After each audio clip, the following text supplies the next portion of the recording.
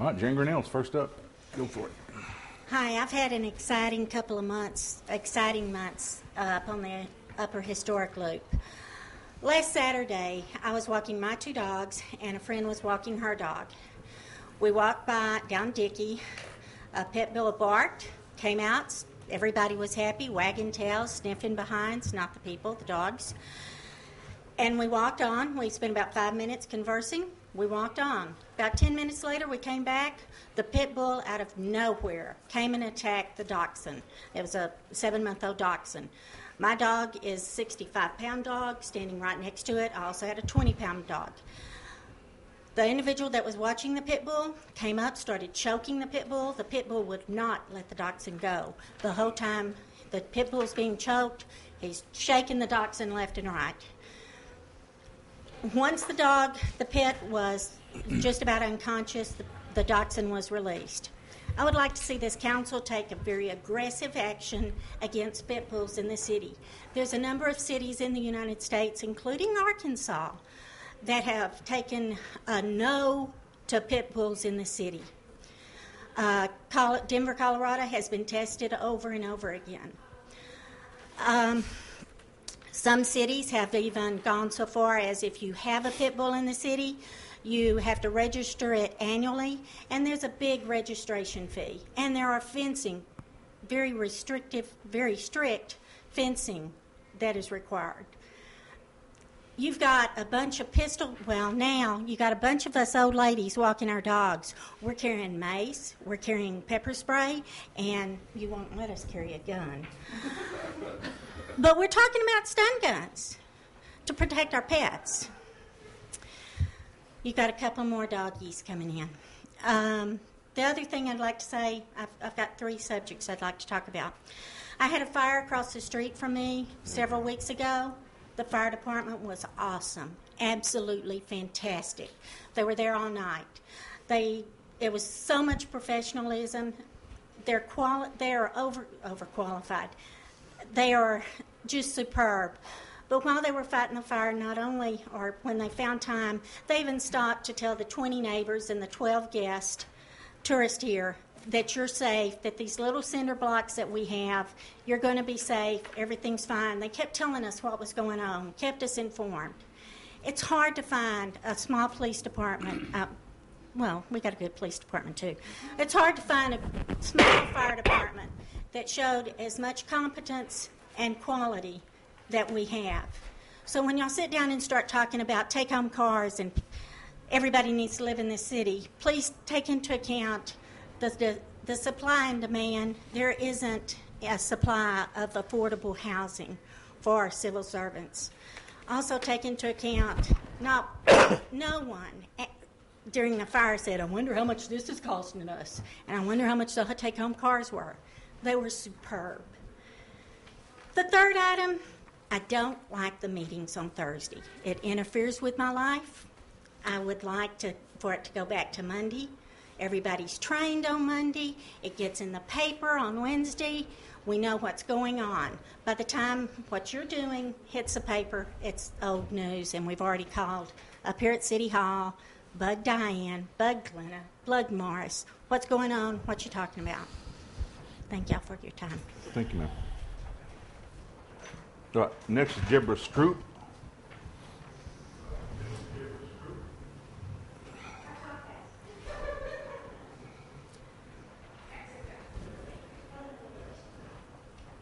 Hello, Deborah. Hi. I'm Deborah Stroop. Jan kind of did an introduction for me. I'm going to pass down pictures for you of the evidence of what she talked about.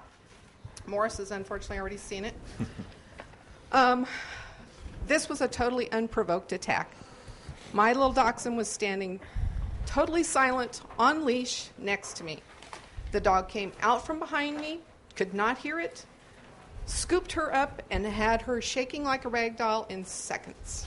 I have never personally witnessed anything so violent and felt so helpless in my entire life. Sorry, I'm still a little emotionally drained from this whole event. She had to go into over almost 2 hours of emergency surgery. She has over 70 stitches in her little body. He ripped open her entire diaphragm. He broke a rib. Sorry, it's a female dog, sorry. Anyway, thankfully she's my miracle dachshund because she's doing well. But all I could think of was, God forbid this was a little child of a tourist, or God forbid it was a child of a resident. Pit bulls, I have met with the owners. I will tell you they are lovely people, and I've told them myself that I don't like pit bulls. I've always felt them very unpredictable, and they scare the hell out of me. The very next morning, when my dachshund was still under observation with the vet, I went to let my little Shih Tzu poodle out, and there was a pit bull running loose at the edge of my yard, a different pit bull.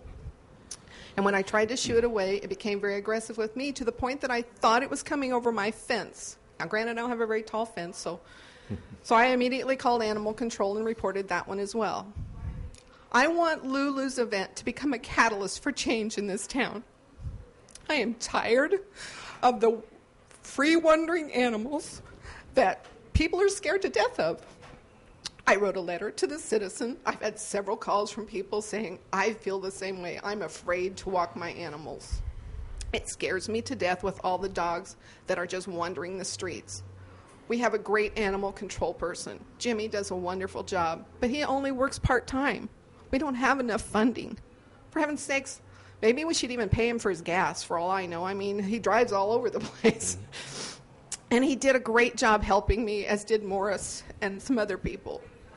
But guys, this has got to stop. We've got to do something to better change some of the animal irresponsibility of the pet owners in this town. We have people who just let their dogs out and let them go. They just let them run. And they call them. You can hear them calling them. God knows what these dogs could do. I've had guests run up on by stray dogs, or not stray dogs, pet owner dogs, and they're scared. Not all people like dogs. Something basic. I've had feces left on my sidewalk that my guests could step in. That's the least of my concerns. My concerns are that we need to have safety for our citizens and for the tourists of this town. And I would really like to see some stricter reinforcement of the animal ordinance that's on the books, and maybe even look at some additional escalation procedures for repeat offenders, because some of these are constantly the same animals. And believe me, when I get pictures of them, they're gonna be made aware to all of you of who the repeat offenders are, because I'm tired of it. And I don't want anybody else hurt, and I don't want anybody else to suffer like I have the last few weeks or few days. I feel like it's been weeks, but it's only been a few days. And I'm sorry, but that's how I feel.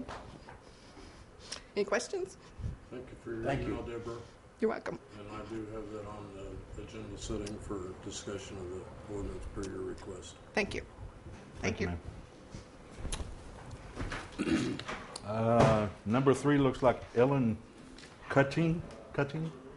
Okay. Ellen Cutting. I was present when Deb's dog was attacked by the pit bull. In fact, it was in the back of my yard. And as Deb said, it was horrible. And if it wasn't for Vinnie Shipley taking quick action on that pit bull, it would have been dead. But what I'm concerned about is enforcing the restraining and the leash law that is now in the books. As Deb said, Jimmy Evans is an excellent dog catcher, but I question 10 hours. I think maybe that should be looked at. Is that enough hours to enforce what we have? I think the city is putting itself at great risk and has a responsibility to taxpayers to, if somebody is bit, the city, and they have the leash law and it's not being enforced enough just due to whatever, that the city could have a huge lawsuit. And also, I know that this pit bull has been down by White Street, is on White Street in that house, and every time I walk my little dogs by there, you know, he lunges at the fence and barks, and I think of all the visitors that go to Ermilio's to eat, and, very unsuspecting. And so I think responsibility to our visitors, too. You come on vacation, you think nothing's going to happen, and there are a lot of dogs that are running loose. And I don't want to just get on pit bulls. My thought is to just have everybody leashed in your yard when they're in the public area. I think it's just too dangerous. And the area I live, there's a lot of loose dogs there. So, and I know some are by mistake and some dogs are nice, but I don't know how you would monitor who's a good one and who isn't. So I think just enforce the law you have now is to keep them leashed at all times and let the dog catcher have enough hours to enforce that, and give him some gas money too, because I think he lives in the country. He lives just outside town. Okay, so thank you. Thank you, ma'am. Thank you. All right, Melissa Green. There she is. Hi, Melissa. Hi, I'm Melissa Green. I live at 17 Bridge. I'm here for the dogs. I have lived here 10 years, and one of the greatest joys I have is walking my dogs. I mean, this is a beautiful town. And for 10 years, it's sometimes a daily, but it's a weekly occurrence of dogs attacking my dogs. And I'm tired of it. I had an incident a couple weeks ago with the pit bull. Our neighbors have a pit bull, and it chewed through a chain link fence and got out. And I found it on my porch about this far from my dog. I don't know if it was going to attack. I would say there was a good chance because my dog was ballistic. And the animal control and the police responded promptly. But they were restrained by laws that they could not take this pit bull because by then it was on its porch. Extremely aggressive. The police and Jimmy would not get within 25 feet of it. Now, if we could not have located the owner, Jimmy would have had to have stayed there 1, 2, 4, 5 hours. This was 12 o'clock. There goes his 10 hours a week he's paid for. And by the way, he's not paid for gas, which I think is a travesty.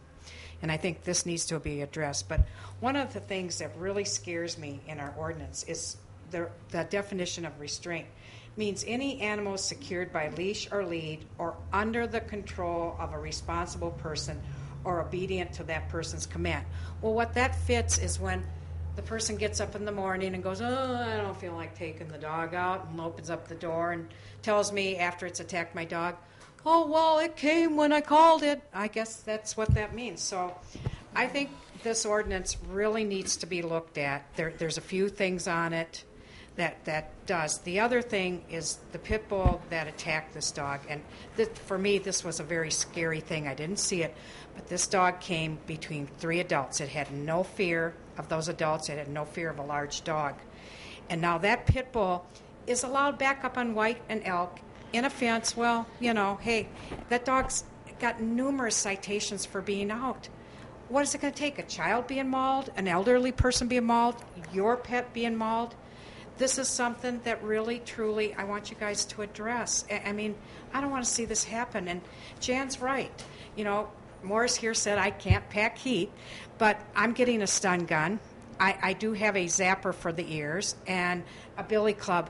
So that looks wonderful. I get to walk around the loop and get my joy with a stun gun, billy club, maybe mace, to protect myself. I'm tired of this. I paid big taxes here. Shouldn't I get the consideration over these dogs that people let just run freely? Thank you. Thank you, ma'am. All right, Miss Susie Baker.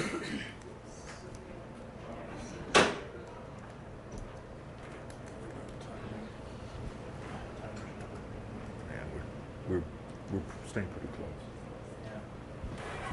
I want to speak on the dog issue and different issue. Okay, is Miss Baker out there? Yeah, I'll just leave it. Okay, well, I'm right here.